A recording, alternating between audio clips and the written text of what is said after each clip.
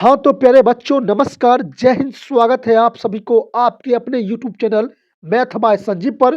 तो प्यारे बच्चों, आज का क्लास आपकी ज़िंदगी का सबसे महत्वपूर्ण क्लास है, क्योंकि क्योंकि इस क्लास में मैं आपको आपका एग्जाम का ओरिजिनल क्वेश्चन पेपर बताने वाला हूं, जो आपके एग्जाम में 100% आएगा। अगर ये क्वेश्चन आपके एग्जाम में नहीं आए तो आपका जो मन करे वो मुझे कमेंट करिएगा, क्योंकि इस वीडियो में मैं आपको टोटल 50 ऑब्जेक्टिव बताने वाला हूं, वही आपके एग्जाम में 100% आएगा। ठीक है। और अगर आप अभी तक कुछ भी नहीं पढ़े हैं तो ये वीडियो देख के जाइए, और आप लोग अभी तक कुछ भी नहीं पढ़े हैं तो ये वीडियो देख लीजिए और आप एग्जाम में जाकर लिख डालिए, क्योंकि इस वीडियो में मैं आपको आपका एग्जाम का 100% वायरल क्वेश्चन बताने वाला हूँ। ठीक है। तो चलिए चलते हैं क्वेश्चन की ओर। तो यहाँ पर देख सकते हैं आपका फर्स्ट नंबर क्वेश्चन दिया गया है कि ईस्ट में प्रजनन मुख्यतः किसके माध्यम से होता है।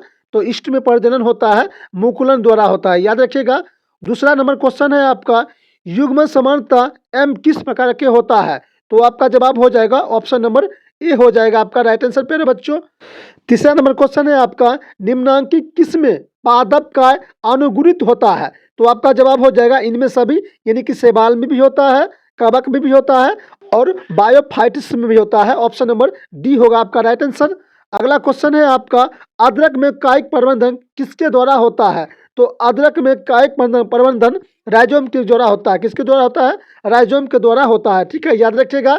उसके बाद अगला क्वेश्चन है आपका कंद किसका रूपांतर है।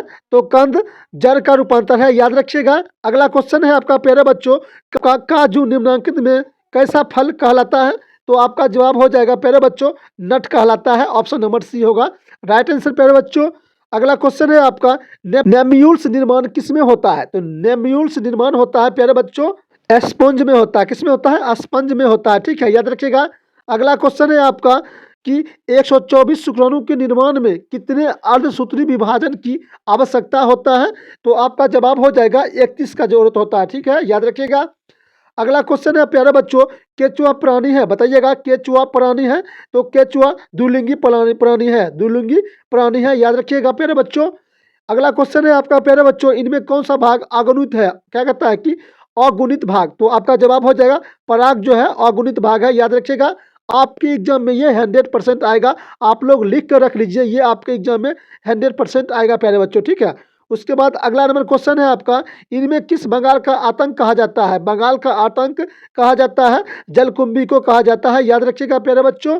अगला क्वेश्चन है आपका इनमें कौन ठहरे हुए पानी में उगकर ऑक्सीजन खींच लेता है। तो आपका जवाब हो जाएगा प्यारे बच्चों ऑप्शन नंबर ए जलकुंभी, याद रखिएगा। अगला क्वेश्चन है प्यारे बच्चों जब नर और मादा गैमीट के युग में होते हैं तब क्या कहलाते हैं, बताइएगा। जब नर और मादा गैमीट के युग में होते हैं तब क्या कहलाता है। तो आपका जवाब हो जाएगा लैंगिक जलन कराता है। ऑप्शन बी होगा आपका राइट आंसर। अगला क्वेश्चन है प्यारे बच्चों आपका बहुत ही इंपॉर्टेंट है कि मधचक्र पाया जाता है। तो मधचक्र पाया जाता है प्यारे बच्चों इनमें सभी, यानी कि गाय में भी पाया जाता है, भेड़ में भी पाया जाता है और कुत्ता में भी पाया जाता है। ठीक है प्यारे बच्चों। अगला क्वेश्चन है आपका बहुत ही इंपॉर्टेंट है, आपका एग्जाम का वायरल क्वेश्चन है। अगला क्वेश्चन है आपका उच्च श्रेणी के पौधे में निषेचन होता है। क्या कहता है कि उच्च श्रेणी के पौधे में निषेचन किस प्रकार होता है। तो आपका जवाब हो जाएगा आंतरिक होता है। ऑप्शन नंबर बी होगा आपका राइट आंसर प्यारे बच्चों। अगला क्वेश्चन है आपका सलकंद का उदाहरण है, बताइएगा। सलकंद उदाहरण है, किसका उदाहरण है, जवाब दीजिए। तो सलकंद उदाहरण हो जाएगा प्याज का उदाहरण है। ठीक है। अगला क्वेश्चन है आपका प्यारे बच्चों स्तनधारियों में निषेचन कहाँ होता है, बताइएगा। स्तनधारियों में निषेचन कहाँ पर होता है। तो आपका जवाब हो जाएगा प्यारे बच्चों फलोपियन में नलिका में। कहाँ होता है? फलोपियन नलिका में होता है, याद रखिएगा। अगला क्वेश्चन है प्यारे बच्चों आपका प्राकृतिक अनिषेक जनन पाया जाता है। तो आपका जवाब हो जाएगा प्यारे बच्चों मधुमक्खी में, याद रखिएगा। अगला क्वेश्चन है प्यारे बच्चों बहुत ही इंपॉर्टेंट है कि द्विनिषेचन का परिणाम होता है। तो आपका जवाब हो जाएगा भ्रूणपोष। ऑप्शन नंबर सी होगा राइट आंसर। अगला क्वेश्चन है प्यारे बच्चों बहुत ही इंपॉर्टेंट है आपका क्वेश्चन बीजाणुओं द्वारा प्रजनन करने वाला पौधा जैसे मार्स फन समानता किस समूह में रखे जाते हैं। तो आपका जवाब हो जाएगा ऑप्शन नंबर सी होगा आपका राइट आंसर प्यारे बच्चों। अगला क्वेश्चन है आपका बहुत ही इंपॉर्टेंट है प्यारे बच्चों ये परिवर्तन जो लामा को वयस्क में परिवर्तन कर देता है क्या कहलाता है। तो आपका जवाब हो जाएगा कायांतर कहलाता है। क्या कहलाता है? कायांतर कहलाता है। ठीक है। अगला क्वेश्चन है आपका प्यारे बच्चों, भ्रूण पोष में कितने क्रोमोजोम होते हैं? तो भ्रूण पोष में टोटल 3n क्रोमोजोम होते हैं। याद रखिएगा, जब संतति का उत्पत्ति जब संतति का उत्पत्ति एकल जनन द्वारा होता है तब क्या कहलाता है प्यारे बच्चों? तो आपका जवाब हो जाएगा ऑप्शन नंबर बी, यानी कि अलैंगिक जनन कहलाता है। ठीक है, याद रखिएगा। अगला क्वेश्चन है प्यारे बच्चों, इनमें कौन नर युग्म के संयोजन कर भ्रूणपोष बनाता है? तो आपका जवाब हो जाएगा प्यारे बच्चों ऑप्शन नंबर डी होगा आपका राइट आंसर प्यारे बच्चों। अगला क्वेश्चन है आपका, स्तनधारियों के शुक्राणुओं के मध्य भाग में क्या पाया जाता है? तो स्तनधारियों के शुक्राणु के मध्य भाग में माइटोकॉन्ड्रिया पाया जाता है। याद रखिएगा। अगला क्वेश्चन है आपका प्यारे बच्चों, चमगादड़ द्वारा परागण कहलाता है? बताइएगा, चमगादड़ द्वारा परागण कहलाता है? तो आपका जवाब हो जाएगा क्रोप्टोफिली कहलाता है। आप ऑप्शन नंबर सी होगा प्यारे बच्चों आपका राइट आंसर। अगला क्वेश्चन है आपका, जनन समान जीव प्राप्त हो सकता है? बताइएगा, जनन समान जीव प्राप्त हो सकता है? तो आपका जवाब हो जाएगा ऑप्शन नंबर डी, विखंडन द्वारा। ठीक है। अगला क्वेश्चन है प्यारे बच्चों आपका, द्विखंडन किसमें पाया जाता है? बताइएगा, द्विखंडन किसमें पाया जाता है? तो द्विखंडन पाया जाता है अमीबा तथा पैरामीशियम में पाया जाता है। ठीक है प्यारे बच्चों। अगला क्वेश्चन है आपका, मुकुलन द्वारा जनन किसमें होता है? तो मुकुलन द्वारा जनन ईस्ट में होता है। याद रखिएगा।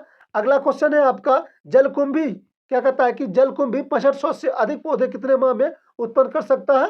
तो आपका जवाब हो जाएगा प्यारे बच्चों 6 माह। ऑप्शन नंबर ए होगा राइट आंसर।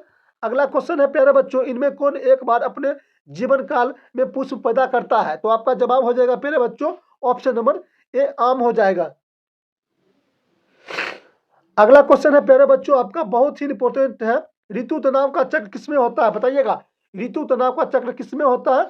तो आपका जवाब हो जाएगा इनमें सभी, यानी कि मनुष्य में भी होता है, बंदर में भी होता है और चिंपैंजी में भी होता है। याद रखिएगा प्यारे बच्चों। अगला क्वेश्चन है आपका, मनुष्य के युग्म के गुणसूत्रों की संख्या कितनी होते हैं? जवाब दीजिए। तो मनुष्य में गुणसूत्रों की संख्या कितनी होती है? तो आपका जवाब हो जाएगा प्यारे बच्चों ऑप्शन नंबर डी, 46 होता है। याद रखिएगा प्यारे बच्चों। अगला क्वेश्चन है आपका, इनमें कौन अन्य प्रजक प्राणी है? तो आपका जवाब हो जाएगा इनमें सभी, मुर्गा भी है, सांप भी है और मगरमच्छ भी है। याद रखिएगा प्यारे बच्चों। अगला क्वेश्चन है आपका, जब निषेचन जीव के शरीर के बाहर होता है तब क्या कहलाता है? तो आपका जवाब हो जाएगा ऑप्शन नंबर ए, बाह्य निषेचन कहलाता है। ठीक है। अगला क्वेश्चन है प्यारे बच्चों, युग्मन स्थानांतर हो सकता है? बताइएगा, युग्मन स्थानांतर हो सकता है? तो आपका जवाब हो जाएगा इन सभी के द्वारा, यानी कि जल के द्वारा होता है, वायु द्वारा भी होता है और हवा द्वारा भी होता है।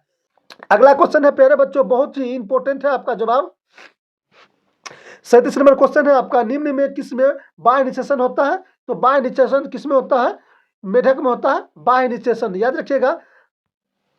अगला क्वेश्चन है आपका प्यारे बच्चों, इनमें किसमें जल माध्यम से निषेचन होता है? तो आपका जवाब हो जाएगा इनमें सभी, ऑप्शन नंबर डी होगा प्यारे बच्चों आपका राइट आंसर।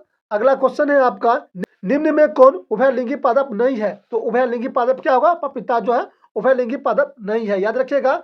और आप लोगों का अगला क्वेश्चन है, आगे में वर्धी प्रजनन होता है? तो आगे में वर्धी प्रजनन होता है किसके द्वारा? तो बुलबुल द्वारा होता है। ऑप्शन नंबर ए होगा राइट आंसर। अगला क्वेश्चन है आपका, निम्नलिखित में कौन सा जंतु उभयलिंगी नहीं है? तो आपका जवाब हो जाएगा प्यारे बच्चों, घरेलू जो मक्खी है उभयलिंगी नहीं है। याद रखिएगा। अगला क्वेश्चन है प्यारे बच्चों आपका, लास्ट नंबर क्वेश्चन है कि शरीर के बाहर होने वाले निषेचन को क्या कहलाता है? तो शरीर के बाहर होने वाले निषेचन को इन विट्रो कहते हैं। ऑप्शन नंबर ए होगा प्यारे बच्चों आप लोगों का राइट आंसर। देखिए प्यारे बच्चों, आप लोगों का ये ओरिजिनल पेपर है, आपके एग्जाम में 100% आएगा। अगर ये प्रश्न आपके एग्जाम में नहीं आए तो आपका जो मन करे वो मुझे कमेंट कर दीजिएगा। ठीक है। और प्यारे बच्चों देखिए, पढ़िए वही जो आपके एग्जाम में आए। कल आपका एग्जाम है और ये जो पेपर है आपके एग्जाम में 100% आएगा। आप लोग लिख कर रख लीजिए, आपके एग्जाम में ये 100% आएगा प्यारे बच्चों। ठीक है। आशा करता हूँ क्लास पसंद आया होगा तो वीडियो को लाइक कीजिएगा, शेयर कीजिएगा। और जो भी बच्चों को फ्री में PDF चाहिए वो लोग मुझे इस नंबर पर मुझे मैसेज करिएगा, मैं आप लोगों को फ्री में PDF दे दूंगा प्यारे बच्चों। ठीक है।